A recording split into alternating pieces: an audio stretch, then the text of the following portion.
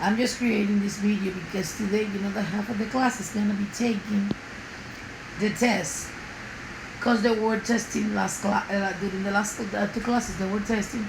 So today they're gonna be taking the test, and I want you to go over this video to check the homework. Please, please, please. If you didn't do it, you're gonna copy. And if you did do it, you're gonna check that what you did was correct. Okay? So at the end of the class, I need a posting there with the right answers to make sure that you know how to do this. And I want to start with the first problem that you have over here. See? On the first problem that you have over here, they're telling you the zinc is used to form a corrosion inhibiting surface on a galvanized steel. Do you care about that? No way, Jose. That's extra information. So you have to determine the number of zinc atoms that are in 2.50 moles zinc. Your first step. Yeah, I'm telling you to do this even though it's given, because that way you're going to be able to write the correct conversion factor. Your first step is just to analyze what are the representative particles. We are talking about zinc. And if you look in your notebook, when we're talking about elements, the representative particles, they're going to be the atoms. With that in mind, what's going to be your conversion factor? It's a conversion factor that is going to relate atoms with moles. Because remember that always in 1 mole of any substance, you're going to have Avogadro's number, which is this number over here, a representative particle. In this specific case, we're talking about zinc. So in 1 mole of zinc, you're going to have Avogadro's number, atom of zinc. Why atoms? Because zinc is an element. Then your third step is just to set up the conversion factor. This is when I'm going to zoom in, because I want you to see this. Always you're going to start with whatever you have in there. Always. And then you're going to multiply by a conversion factor. Multiplication. Always. The problem is that you have to know how to set that up. Now, if you want to get rid over here of the moles, in your denominator, I want you to look at your conversion factor. See? Your conversion factor looks like a fraction. So if you want to get rid of the mole, in the denominator of your fraction that is representing your conversion factor, you have to put the moles. Why the moles? Because you want them to cancel. If they cannot cancel, if they are in the same place. Okay? So if you put the moles in the denominator, what do you have to put over here in the numerator? Remember that your conversion factor is based on what you wrote on step number 2. In 1 mole of zinc, then you have Avogadro's numbers, atom of zinc. One that you have set up your conversion factor, how are you going to solve all this?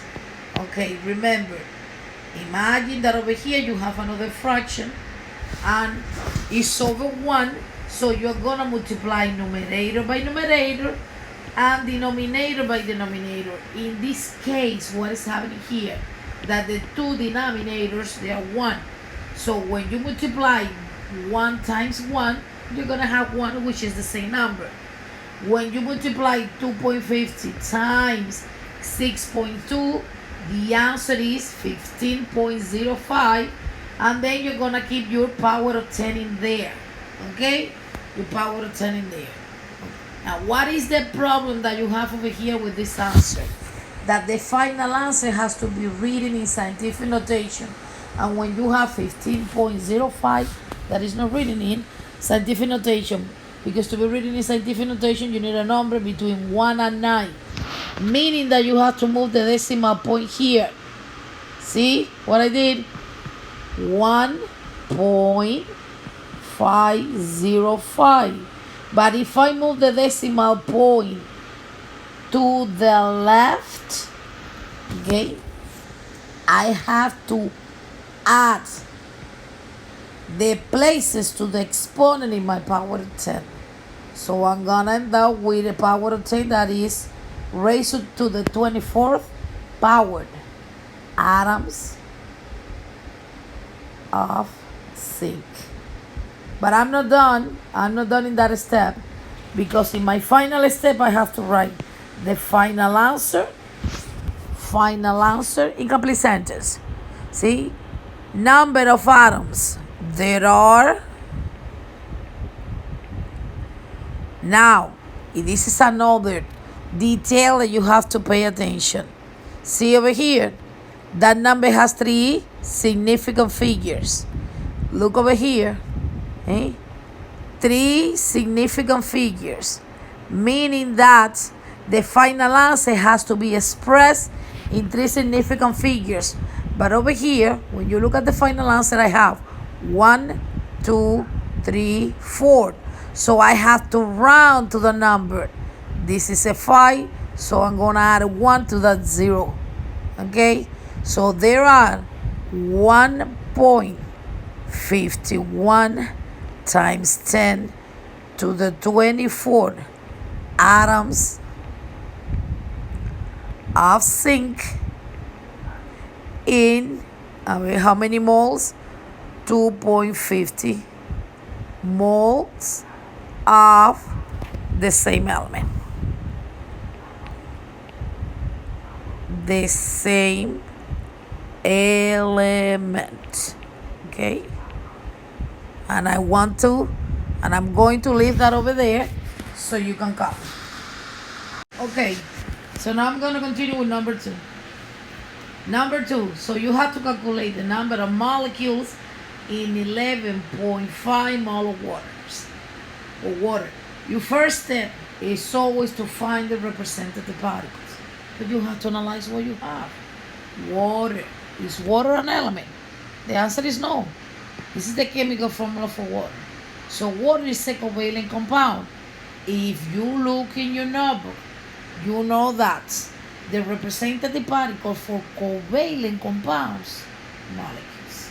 And that's important. Even though it's a given, it's important because based on that, you're going to write your conversion factor. Meaning that if you have molecules as representative particle in 1 mole of water, you have Avogadro's number molecule of water. If once that you have your conversion factor, then you have to go to the third step, which is setting that up. One more time. Always you're going to multiply by a conversion factor. The problem is how you're going to set that up, is how you're going to perform your calculation.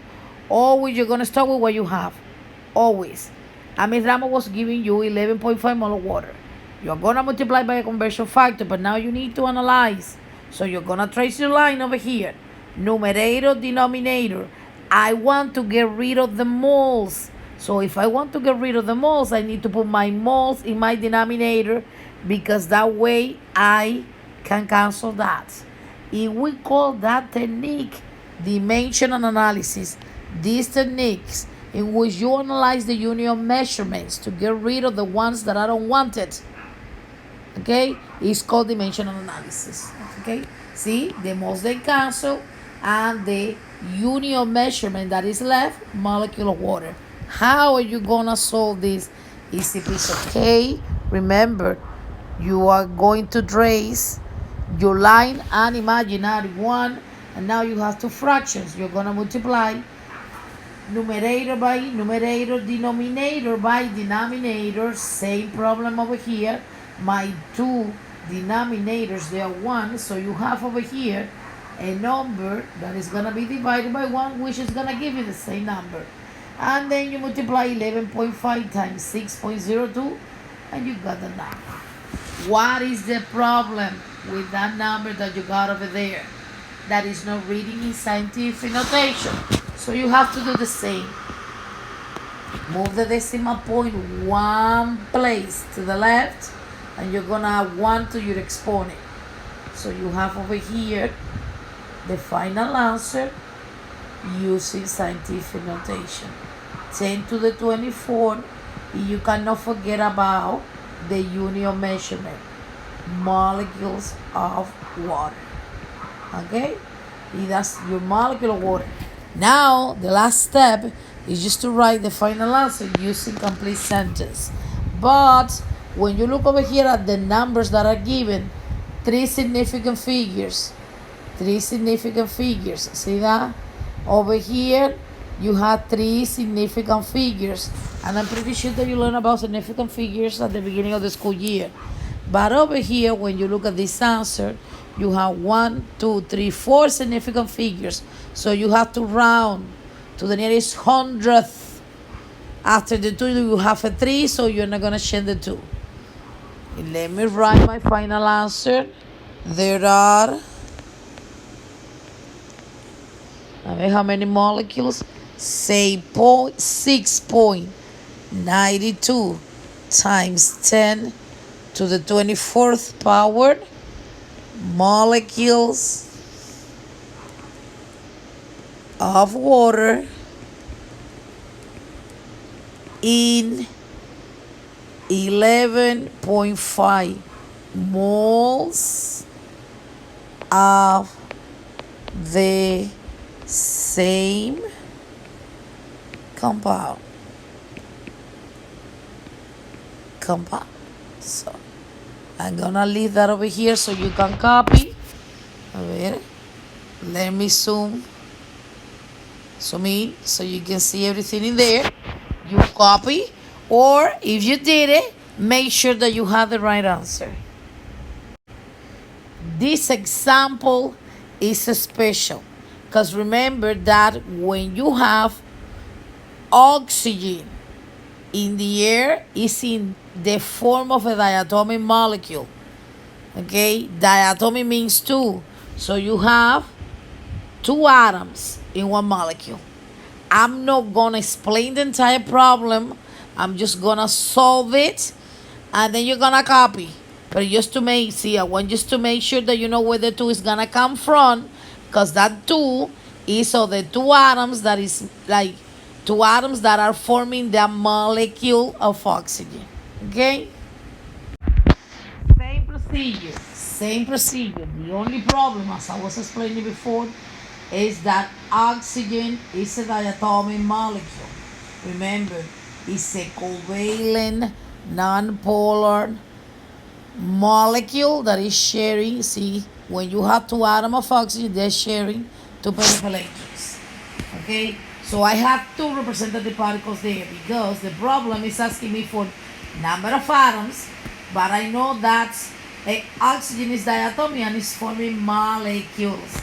See over here on my representative particles that I put in atoms, I was putting atoms and molecules. Okay? Why?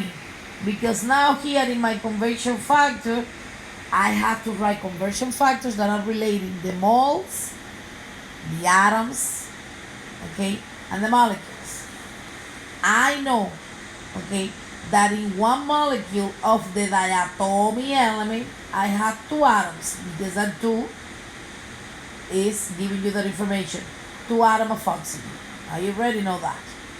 Now, in 1 mole of the diatomic element, okay, I have Avogadro's numbers molecules of oxygen. See, it's not oxygen, only 1 atom. It's the diatomic molecule. That's why this problem was so tricky. Now, instead of having 1 conversion factor, over here I have 2 conversion factors. Okay? But the procedure is the same. After you have your representative particles and after you have your conversion factors, your third step is just to set that up. Vamos para allá. Okay? Easy piece of cake. Always you're going to start with whatever you have. Okay? And what do you have? You have the 5 moles of the diatomic molecule. Always you're going to multiply by a conversion factor. Okay, but one more time. You're going to treat your conversion factor as a fraction. See? This is my first conversion factor over here. First conversion factor. If I have mole there in my numerator, okay, I need moles in the denominator so they can cancel. See that? So they can cancel. Remember that whatever you have over here is going to be over a 1. So when you cancel the moles with the mole of the diatomic element, molecule of oxygens are in there. But you don't want molecules. The problem is asking for number of atoms. That is why you are gonna multiply by another conversion factor. And what is the other conversion factor? The one that you have over there reading on the step that you were completing before. See, molecules is on the numerator. In order for you to cancel molecules, when you're writing your conversion factor, you need your molecules in the denominator so they can cancel. See? And finally, over here, you have the atom of oxygen. How are you gonna solve this big expression? Easy piece, okay. Multiplying numerator by numerator and multiplying denominator by denominator. You're gonna divide the two numbers and then you're gonna get your answer. In this case, it's easy because all the denominators, they are 1. So 1 multiplied by 1 multiplied by 1 is 1. So when you multiply all your numbers, they're gonna be the same. Now, Miss Ramos, always I'm gonna have 1s in my denominator. No. So you have to wait until we have an example in which the ones that are not in the denominator. If you multiply 5 times 2, that's a 10. 10 multiplied by this number is 60 point. So 5 multiplied by 2 is 10. 10 multiplied by 6.02 is 60.2. And I'm gonna leave over here my power of 10. I don't touch that. If the unit of measurement that I'm using here is atoms of oxygen. See that? Now, what happened with the answer?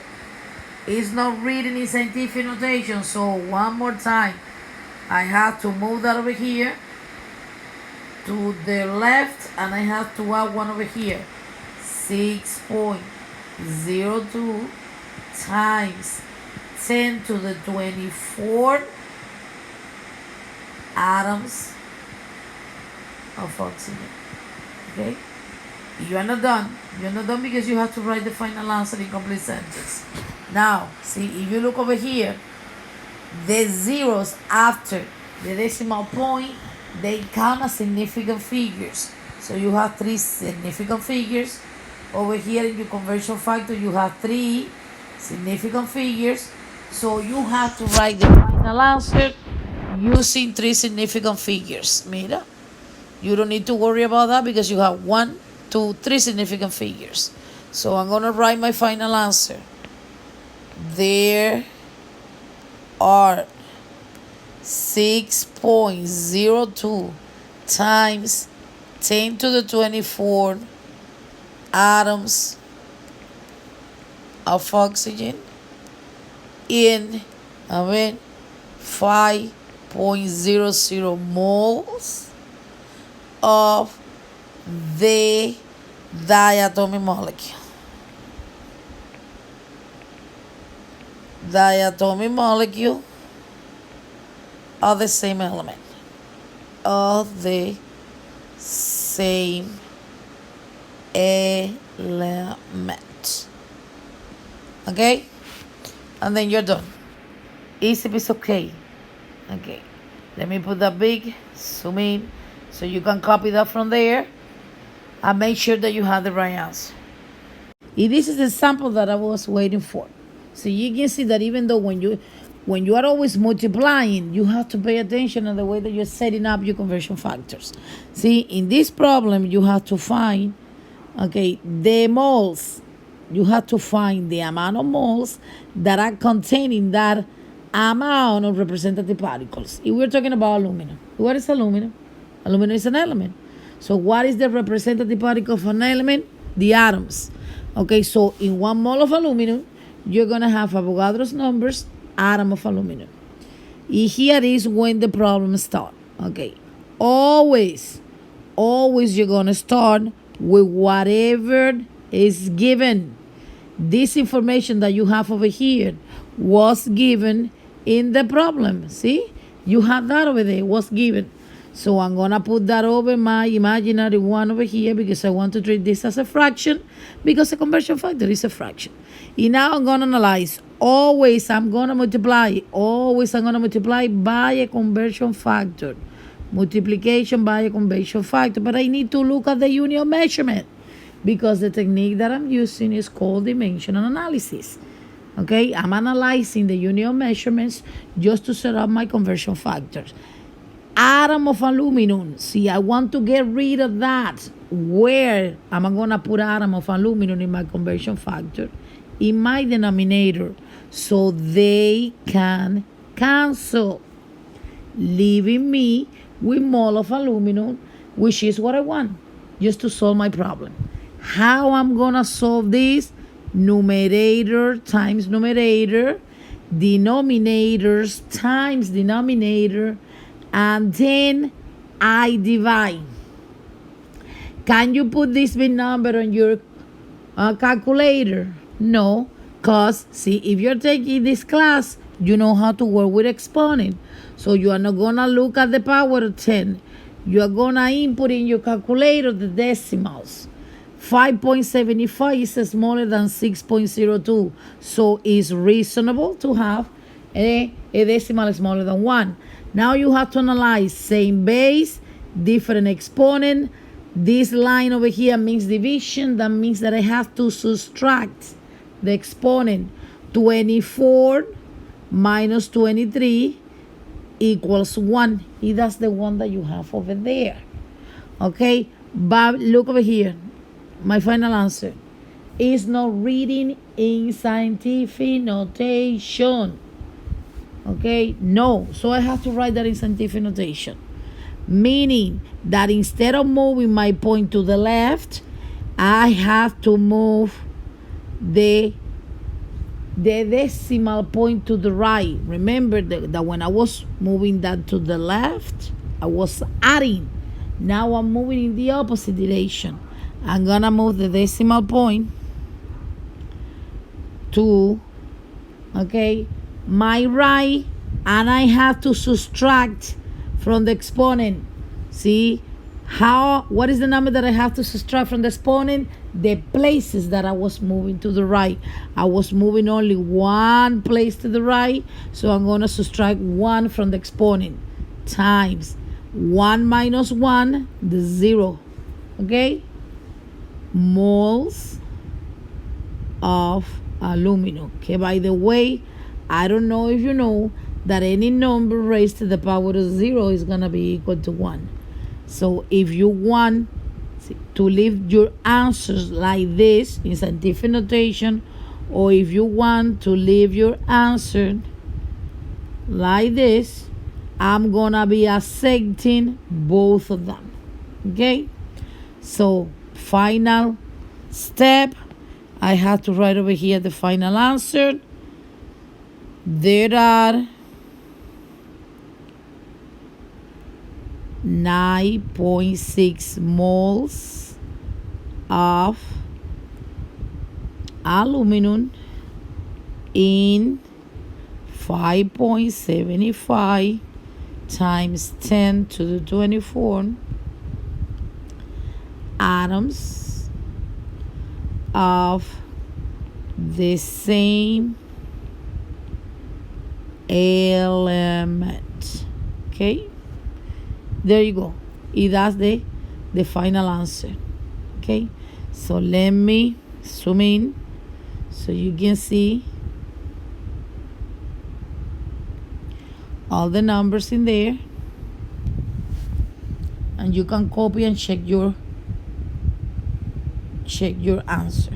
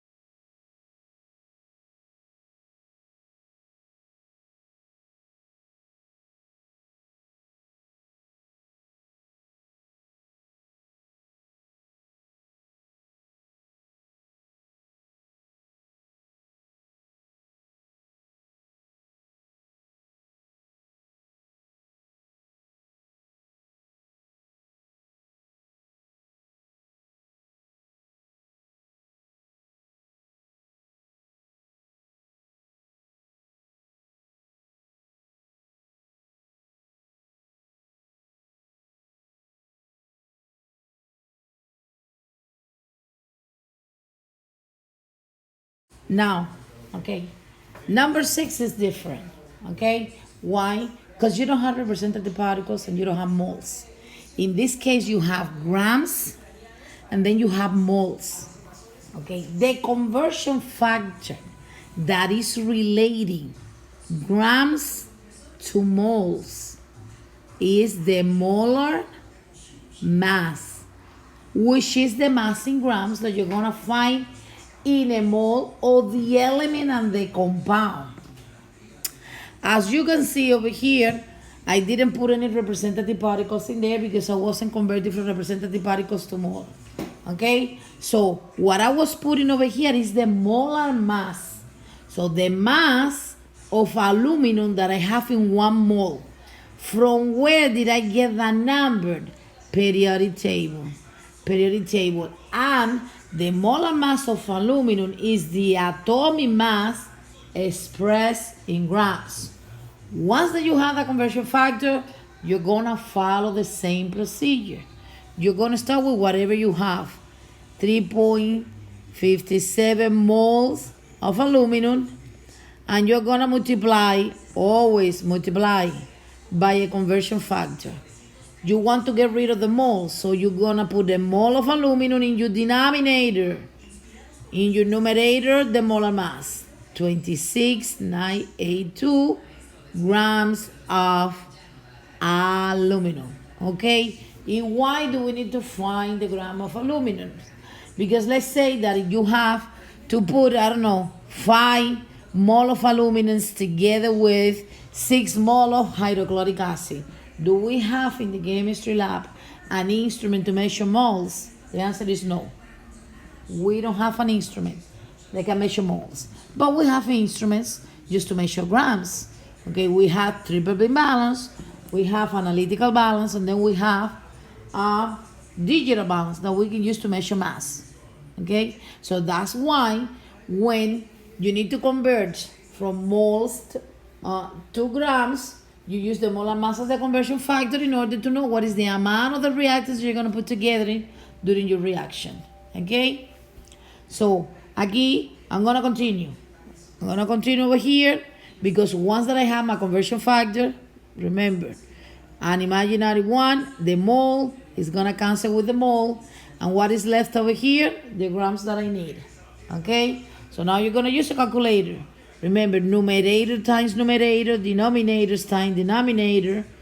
In this case, it's going to be over 1. I'm going to use my calculator to find the amount of grams of aluminum. 96.32574. That was the answer, okay, of the multiplication of 3.57 times this number over here. And over 1 is going to give me the same number. But I have to analyze. Look over here. 3 significant figures, okay? Over here I have 1, 2, 3, 4, 5 significant figures. 5 significant figures, meaning that I have to express the final answer with the smallest amount of significant figures. So I have to round this big number to 1, 2, 3 significant figures. This is a 2. I don't have to do anything, so it's gonna be 96.3 grams of aluminum. Final answer over here. There are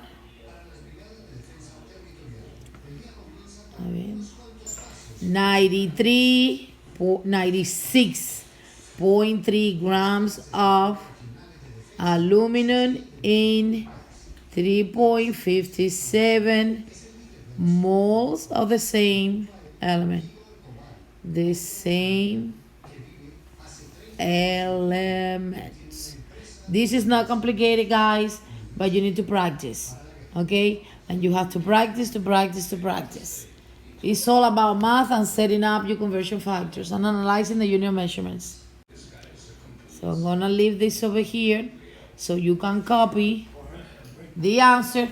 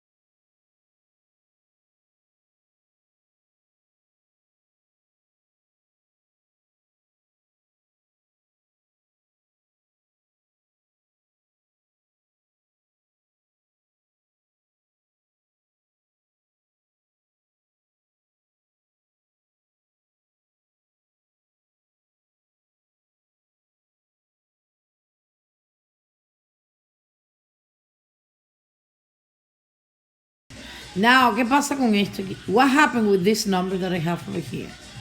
Okay, that I have here three significant figures. So I need over here, I'm not gonna look at that because I have like 5. And you know that the final answer has to be expressed using the smallest number of significant figures. So 1, 2, 3, if I do this, okay, times 10 to the second power, that number has infinite number of significant figure, meaning that I have to write this in order to write the final answer with the correct number of significant figures. I need to write this number in scientific notation. See, my decimal point is over here, so I'm gonna move my decimal point one place, 2 places to the right, and I'm gonna add 2 over here. So now I have 2.03 times 10 to the 4 grams of cobalt. See that? See what I did? Since I need 3 significant figures, I have to round my number. Okay, 1, 2, 3. But if I leave that without the decimal point, then, okay, I will have infinite number of significant figures. So I have to rewrite all of this in scientific notation. So I have to move the decimal point 2 places to the right, and I have to add 2 to my power of 10. Okay, but I'm not done. Not done. Final answer.